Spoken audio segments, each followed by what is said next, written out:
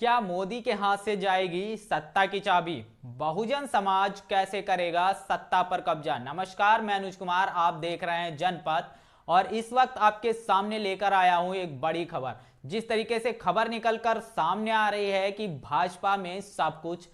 ठीक ठाक नहीं चल रहा है। भाजपा भाजपा में अंदरूनी हलचल मची हुई है। ये हलचल क्या है उस पर भी आप पूरी बात रखूंगा, लेकिन उससे पहले आपसे अनुरोध है, चैनल को सब्सक्राइब कर लीजिए, वीडियो को लाइक कर लीजिए, तो वीडियो को ज्यादा से ज्यादा शेयर कर दिए ताकि बहुजन समाज के पास ये खबर पहुंच सके और बहुजन समाज इससे जागरूक हो सके। बड़ी बात निकलकर सामने आई। जिस तरीके से बात किया जाए, भारत देश के तमाम वो पत्रकार जो पहले टीवी मीडिया में होते थे, लेकिन आज के दिन अगर देखा जाए बहुत सारे ऐसे पत्रकार हैं जो यूट्यूब पर नजर आपको आएंगे। और यूट्यूब पर जो पत्रकार हों या जो टीवी मीडिया में जो पत्रकार हों, दोनों के पास सिर्फ दो ही राजनीतिक पार्टियां हैं, एक है बीजेपी, दूसरी है कांग्रेस। कुछ पत्रकार कांग्रेस के लिए बैटिंग करते हुए नजर आते हैं तो कुछ पत्रकार ऐसे हैं जो बीजेपी के लिए बैटिंग करते आते हैं। लेकिन कोई भी पत्रकार जो है वो बहुजन समाज के लिए कभी भी बैटिंग नहीं करता और वो नहीं चाहते कि बहुजन समाज कभी भी सत्ता में आए। यही बड़ी वजह है, जब ग्राउंड रिपोर्ट करने तमाम यूट्यूबर पत्रकार हों चाहे टीवी मीडिया के पत्रकार हों,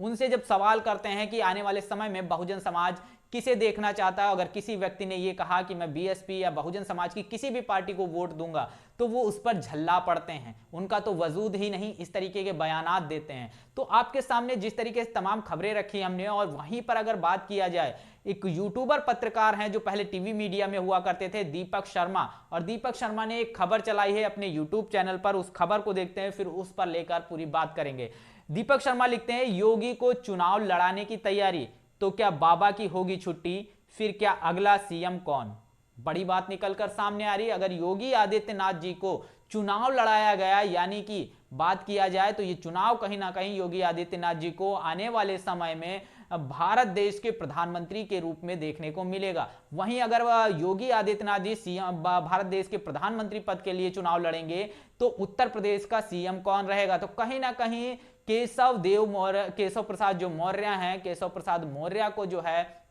उत्तर प्रदेश के सीएम का दावेदार बताया जा रहा है। और कहीं ना कहीं भाजपा से जिस तरीके से धीरे धीरे बहुजन समाज जागरूक हुआ और जागरूक होकर जिस तरीके से भाजपा से दूर होता हुआ नजर आ रहा है, इससे भाजपा और कांग्रेस दोनों में खलबली मची हुई है। क्योंकि Bahujan Samaj, SC ST OBC समाज अब जागरूक हो गया, और वो जागरूक हो गया है जो राजनीतिक पार्टी उसके हक अधिकार, उसके मान सम्मान स्वाभिमान की रक्षा करती है, वो उसको वोट देना चाहती है, मुद्दों पर चुनाव लड़ना चाहती है, ना कि किसी धर्म या जाति की राजनीति पर। बड़ी बात निकलकर सामने आ रही, यही बड़ी वजह है कि कांग्रेस और बीजेपी दोनों के लिए जो है बड़ी मुश्किलें खड़ी होती हुई नजर आ रही हैं। यही बात रही कि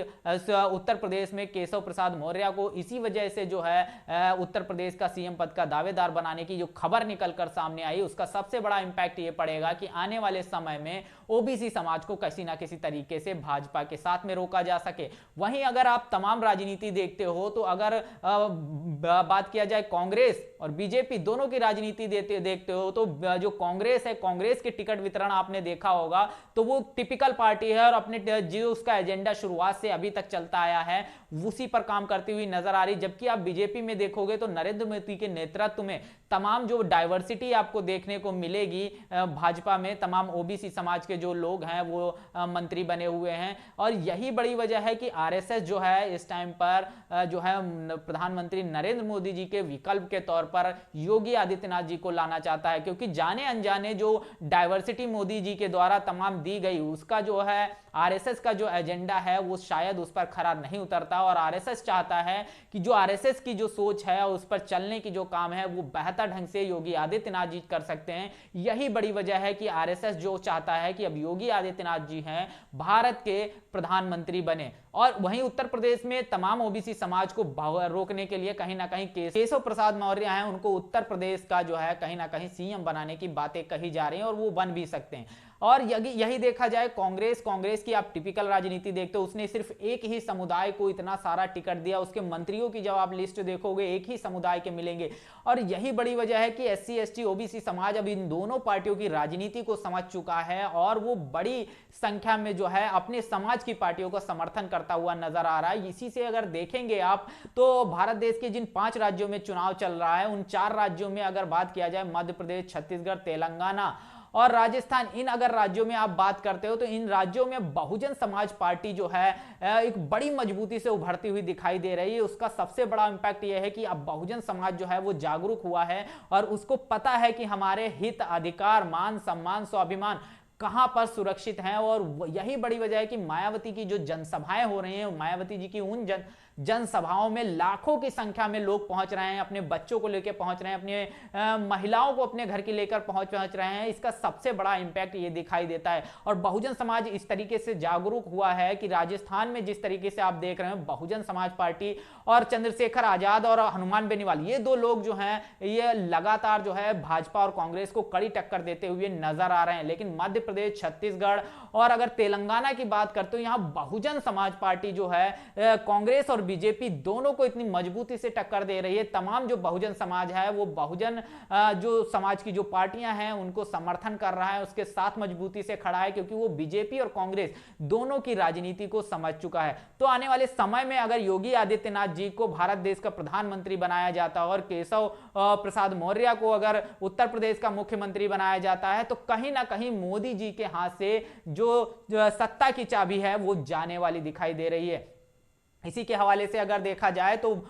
उत्तर प्रदेश में सब कुछ ठीक ठाक नहीं चल रहा है। इसी के हवाले से अगर देखा जाए बीजेपी के अंदर सब कुछ ठीक ठाक नहीं चल रहा है। इसी के हवाले से देखा जाए तो कांग्रेस में सब कुछ ठीक ठाक नहीं चल रहा है। यही बड़ी वजह है कि मध्य प्रदेश के चुनाव में, छत्तीसगढ़ के चुनाव में कांग्रेस के जो नेता हैं वो बीएसपी के का जो नेता हैं, कार्यकर्ता हैं, उन पर हमला करा रहे हैं। केसीआर जो है वो लगातार तेलंगाना में आरएस प्रवीण जो बहुजन समाज पार्टी के मुख्यमंत्री पद के दावेदार हैं, बीएसपी पार्टी पर लगातार हमले करवा रहे हैं, उनके लोगों को टॉर्चर किया जाता है। ये बड़ी बात निकलकर सामने आई, क्योंकि बहुजन समाज की यूनिटी से ये तमाम जो राजनीतिक पार्टियां हैं वो बौखला गई हैं। और यही बड़ी वजह है कि अब जो है मोदी जी के हाथ से सत्ता की चाबी लेकर कहीं ना कहीं जो है योगी आदित्यनाथ जी को देने की पूरी जो तैयारियां चल रही हैं,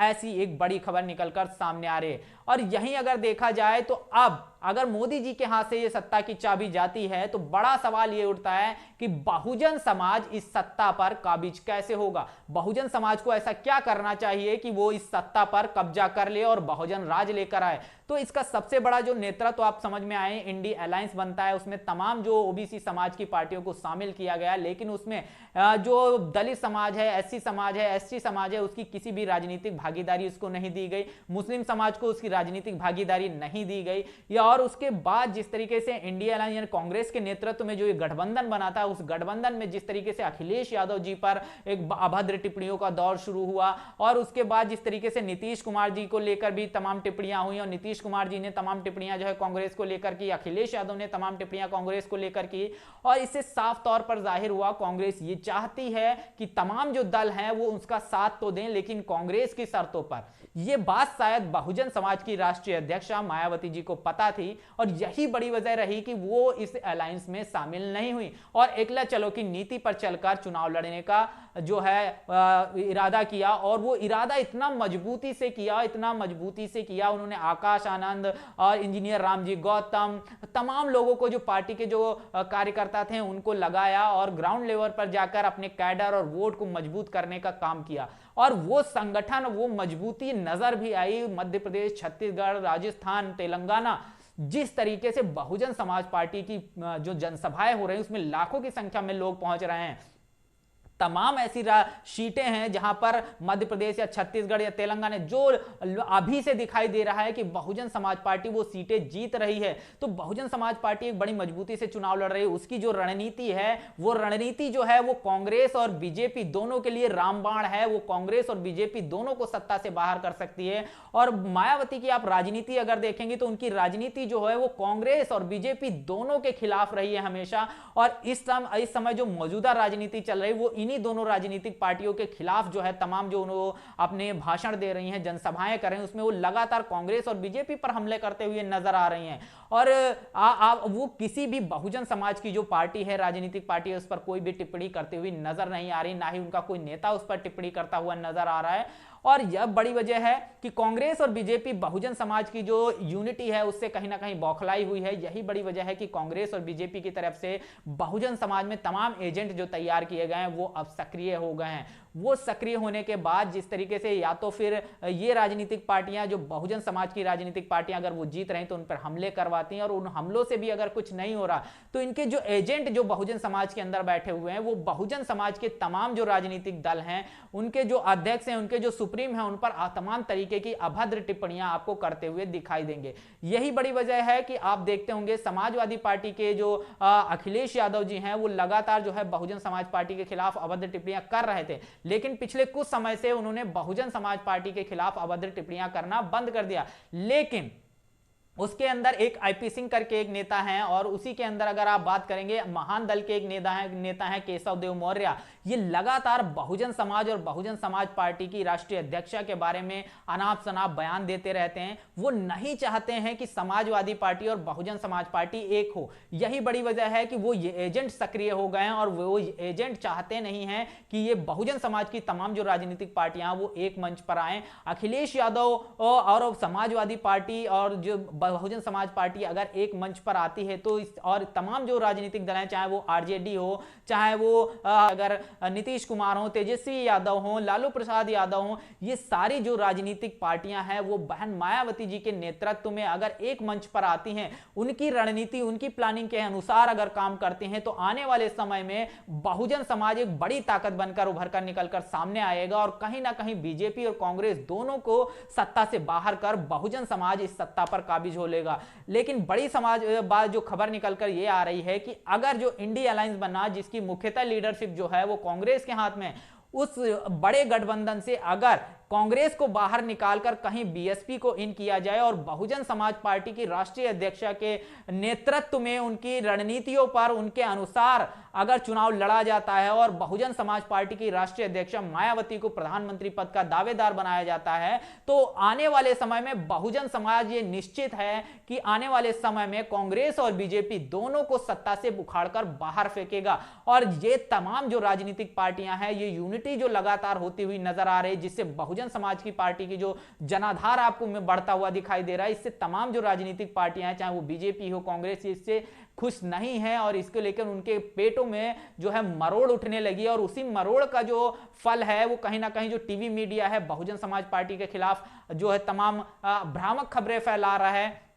वहीं तमाम जो इनके जो एजेंट समाज के अंदर तैयार किए गए वो एजेंट भी जो है सक्रिय हो गए। वो लगातार बहुजन समाज के खिलाफ जो है, बहुजन समाज पार्टी के खिलाफ, बहुजन समाज पार्टी के नेताओं के खिलाफ, बहुजन समाज के लोगों के खिलाफ अभद्र टिप्पणियां करते हुए नजर आते हैं, और कहीं ना कहीं किसी ना किसी पार्टी का एजेंट बताते हुए नजर आते हैं, क्योंकि वो जानते हैं अगर ये बहुजन समाज एक हो गया, तमाम मायावती, अखिलेश, लालू, नीतीश, ठीक है, ये अगर जो बहुजन समाज से हैं अगर वो एक मंच पर आ जाती हैं तो कहीं ना कहीं आने वाले समय में ये जो चीजें हैं निकलकर जो सामने आ रही हैं वो नहीं हो पाएंगी, और ये राजनीतिक पार्टियां जो है सत्ता से बेदखल हो जाएंगी, और बहुजन समाज बड़ी मजबूती के साथ सत्ता पर कब्जा कर लेगा, और बाबा साहब का जो सपना है वो साकार हो जाएगा। और वो नहीं चाहते हैं कि बाबा साहब का सपना साकार हो, क्योंकि कांग्रेस वो पार्टी है जिसने बाबा साहब को रोकने के लिए उनके खिलाफ में 2 बार अपने कैंडिडेट उतारे और अपने खुद के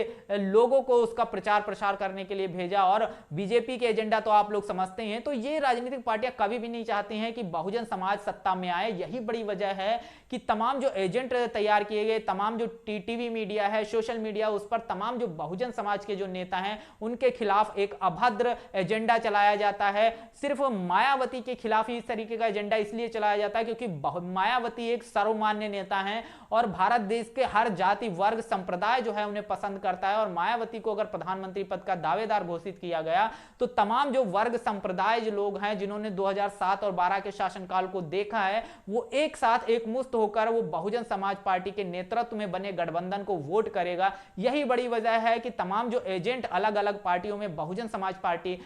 समाज की पार्टियों में बैठे हुए हैं वो कहीं ना कहीं सक्रिय हो जाते हैं और एक दूसरे के खिलाफ जो है वो अभद्र टिप्पणियां करना शुरू कर देती। तो तमाम बहुजन समाज की वो जो पार्टियां हैं उनको ये पहले निश्चित करना होगा जो उनकी पार्टियों में जो अभद्र टिप्पणियां होती या तो उन्हें रोके, या उनके अंदर जो एजेंट बैठे हैं उन एजेंटों को निकालकर बाहर फेंके, तभी बहुजन समाज सत्ता को हासिल कर सकता है। अन्यथा